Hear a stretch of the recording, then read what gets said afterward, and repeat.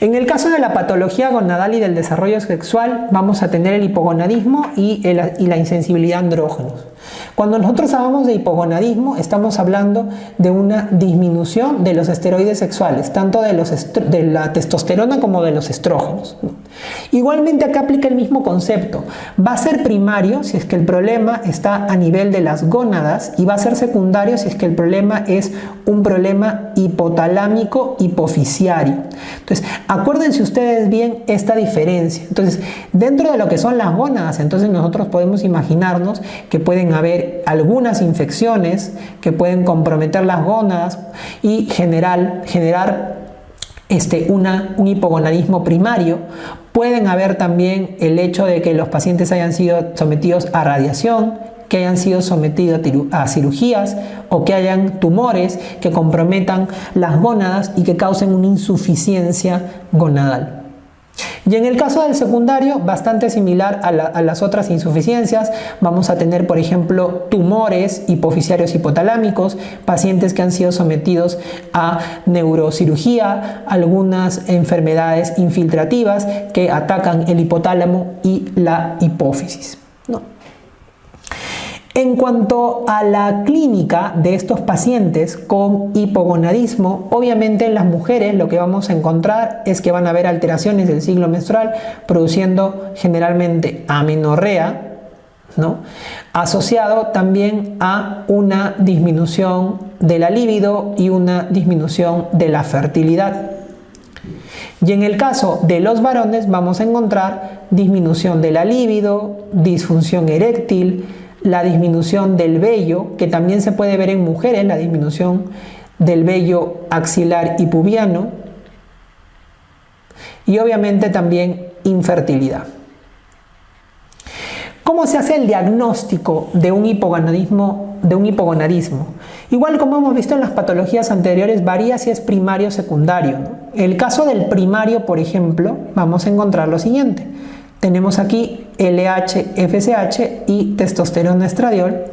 Igualmente en el secundario LH, FSH y testosterona estradiol. En este caso, en el primario, como el problema está en las gónadas, entonces yo voy a encontrar testosterona y estrógenos bajos, pero gonadotropinas LH y FSH altas. ¿Por qué? Porque es un mecanismo compensatorio. Baja la producción de hormonas sexuales porque hay un problema en las gónadas, pero la hipófisis y el hipotálamo funcionan bien, así que aumentan las gonadotrofinas. En cambio, en el secundario es al revés. Testosterona y estrógenos bajos y la LH y FSH bajas o anormalmente normales, ¿no?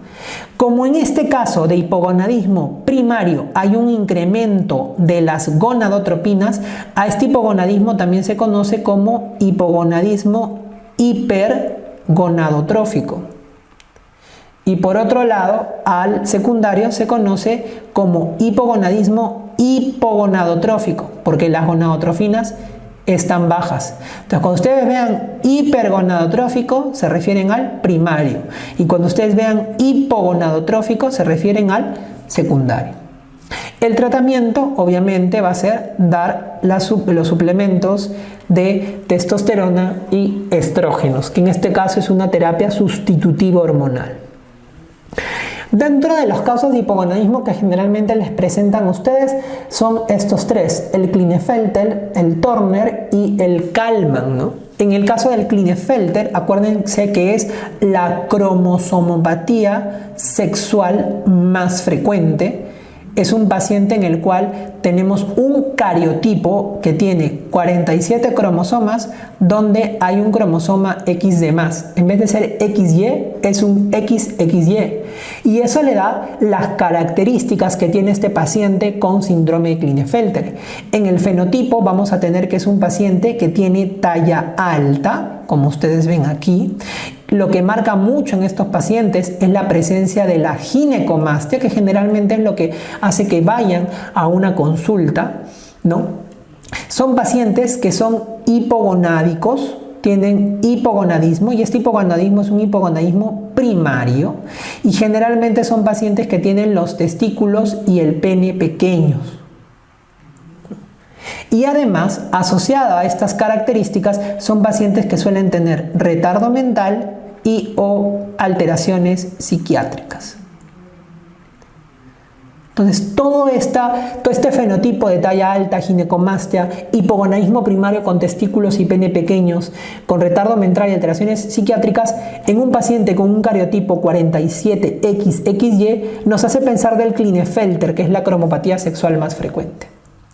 Y en el caso del Turner, el síndrome de Turner es la causa más frecuente ¿de qué? De talla baja asociado a amenorrea en una puber. Cuando una puber tiene talla baja y amenorrea primaria, es decir, que no le llega la regla a la niña, a la puber, entonces tenemos que estar descartando un síndrome de Turner. También es una cromosomopatía sexual. En este caso, la paciente tiene 45 cromosomas y tiene un solo cromosoma X. Uno solo, le falta un cromosoma. Eso hace, la ausencia de ese cromosoma X, hace que la paciente tenga talla baja y tenga hipogonadismo también de tipo primario. Y este hipogonadismo primario va a hacer que la paciente obviamente tenga amenorrea, ¿no? Y que la paciente tenga unos ovarios disfuncionales, incluso hasta no hay, los ovarios son muy rudimentarios en estas pacientes, ¿no?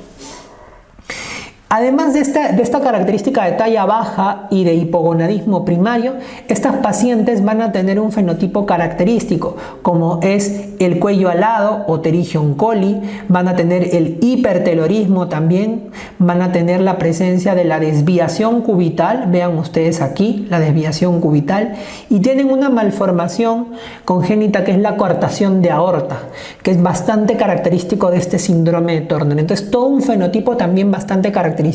Y eso es importante que lo sepan, chicos, porque estos fenotipos y estos cariotipos se los preguntan dentro de los exámenes como causas más importantes de hipogonadismo. El Kallmann, por otro lado, es una patología que no cursa con un hipogonadismo primario, sino estos pacientes tienen un hipogonadismo secundario.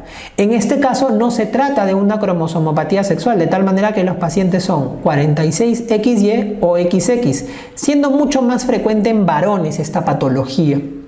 ¿Cómo se presentan estos pacientes? Son pacientes que se presentan generalmente con un retardo en el crecimiento y en el desarrollo puberal. Son pacientes que suelen tener talla baja y que además de eso, estos pacientes tienen el pene, los testículos pequeños y no desarrollan caracteres sexuales secundarios. Miren ustedes, ¿no? Esta es una imagen de una persona que es de origen norteamericano. Entonces mide 1,60 cuando para su talla familiar debería ser 1,80, 1,70. Tiene testículos y pene pequeño, ¿no? Y que además de estas alteraciones se le suman alteraciones a nivel de la olfacción. Van a cursar con hipo o anosmia. ¿Y por qué se presenta esta alteración? Se presenta porque hay una alteración a nivel de las células hipotalámicas que secretan GnRH. Acuérdense que la GnRH activa o permite estimular a que la adenohipófisis secrete FSH y LH. Entonces estos pacientes tienen alteraciones en esta GnRH y no se fabrica el LH-FSH, no se fabrica testosterona estradiol y se produce el retardo de crecimiento y desarrollo puberal. Pero además también se afectan las neuronas del bulbo olfatorio y por eso cursan con hiposmia y anosmia. Paciente que curse con hipogonadismo secundario y con hiposmia anosmia es un Kallmann. Y en el caso del síndrome de insensibilidad a andrógenos, en este caso no es un hipogonadismo, sino aquí lo que tenemos es un paciente que tiene una falta de respuesta a los andrógenos. También es denominado síndrome de feminización testicular o también llamado síndrome de Morris, ¿no? Cualquiera de los dos, o resistencia a los andrógenos, ¿no? ¿Qué es lo que sucede en estos pacientes con un síndrome de sensibilidad a andrógenos? Estos pacientes vamos a tener que tienen ellos la presencia de testículos porque son pacientes que son cariotipo 46XY. Entonces el cromosoma, el sexo cromosómico hace que sus gónadas se diferencien en testículos. Y sus testículos van a producir testosterona. Producen testosterona los testículos. Pero hay aquí un problema. Y aquí viene el cuadro clínico o la base fisiopatológica. Que hay una resistencia periférica a los andrógenos. ¿Qué cosa quiere decir? Que el paciente tiene testículos que producen testosterona, pero la testosterona no puede actuar a nivel de sus receptores. Y yo les había comentado que la testosterona es importantísima a nivel de la formación de los órganos sexuales, externos como internos. Entonces, ¿qué pasa con este paciente que tiene un sexo masculino por cromosomas, pero tiene resistencia periférica a los andrógenos? ¿Qué pasa? Que el feto no se viriliza. Entonces vamos a tener como consecuencia aquí que el paciente va a tener primero testículos en cavidad abdominal, porque la testosterona es importantísima para que los testículos desciendan hacia el escroto, testículos en cavidad abdominal. Y segundo, vamos a tener que el paciente tiene un fenotipo que es un fenotipo femenino. O sea, el paciente no tiene pene, no tiene escroto, sino tiene vulva, desarrolla mamas en su crecimiento. ¿Por qué? Porque esta testosterona no puede actuar bien y en contraposición los estrógenos empiezan a actuar. Acuérdense que la testosterona se puede aromatizar hacia estrógenos, entonces la presencia de los estrógenos hacen que el feto se feminice. Entonces lo que vamos a encontrar nosotros es que cuando nace el feto o el niño no hay ningún problema porque dicen es mujer y le asignan el sexo femenino. Pero el problema viene en la pubertad o en la adolescencia, porque estos pacientes van a ingresar con motivo de consulta con una amenorrea primaria. No tienen regla. Van a la consulta, los examinan y ¿qué es lo que le encuentran? Le hacen una ecografía abdominal y encuentran testículos en cavidad abdominal, testículos abdominales, no hay útero, no hay trompas, no hay los 2/3 proximales de la vagina, no hay los órganos sexuales femeninos internos, ¿no? Y cuando ven a la paciente, contrastan y obviamente no hay una concordancia porque la paciente es esta. La paciente desarrolla o tiene en el fenotipo, la paciente tiene mamas verdaderas por la presencia de los estrógenos, tiene casi nulo vello axilar y pubiano porque el vello axilar y pubiano está dado por los andrógenos sobre todo, entonces tienen poco vello axilar y pubiano y son pacientes que no tienen la piel grasa, suelen tener la piel tersa, suelen tener el cabello con vitalidad porque hay más estrógenos están funcionando los estrógenos y no los andrógenos. Esta es una paciente a la que se le tiene que explicar su situación. ¿Y cómo se hace el diagnóstico? El cariotipo de este paciente es 46XY porque es un varón, pero el fenotipo es un fenotipo femenino. Y cuando ustedes hacen el perfil hormonal, tienen testosterona, porque estos testículos secretan testosterona. De hecho, la testosterona está elevada, porque están secretando testosterona. ¿Y cómo está la LH? La LH también la encuentran ustedes elevada. ¿Y por qué está elevada la LH? Porque el cuerpo lo que detecta es, oye, la testosterona no está funcionando bien, secreta más LH para que se secrete más testosterona.